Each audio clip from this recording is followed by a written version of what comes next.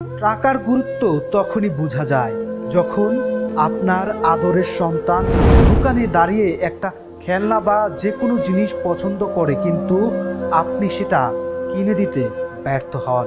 টাকার গুরুত্ব তখনই বোঝা যায় যখন কোনো অনুষ্ঠানে গিয়ে দেখেন শুধুমাত্র অর্থনৈতিক দৈন্যতার কারণে আপনাকে কম গুরুত্ব দেওয়া হচ্ছে। টাকার গুরুত্ব তখনই বোঝা যায় যখন শ্বশুর বাড়িতে গিয়ে বুঝতে পারেন আপনার তুলনায় অন্য জামাইকে বেশি আদর আপ্যায়ন করা হচ্ছে, কারণ সে ধনী।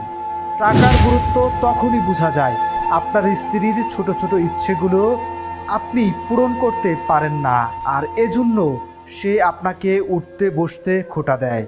পরিবার নিয়ে রেস্টুরেন্টে খেতে গেলে বিল দেওয়ার সময় বুঝবেন টাকা কতটা জরুরি।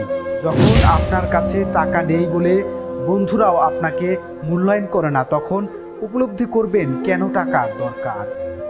যখন দেখবেন আপনার টাকা নেই বিধায় আত্মীয় স্বজন আপনার সাথে দূরত্ব বজায় রেখে চলে, তখন স্পষ্ট হবে টাকার মূল্য। বিপদের সময় দেখবেন আপনার টাকা কম বলে কেউ আপনার পাশে থাকে না, আপনার প্রতি সহানুভূতি দেখায় না, তখন সত্যিকার অর্থে বুঝবেন টাকার প্রয়োজনীয়তা। টাকার অভাব মানুষকে শেখায় এর গুরুত্ব। তাই নিজের অবস্থান শক্তিশালী করতে হলে টাকা কামাই করতে শিখুন, কারণ জীবনের 80% সমস্যার সমাধান টাকা দিয়েই সম্ভব।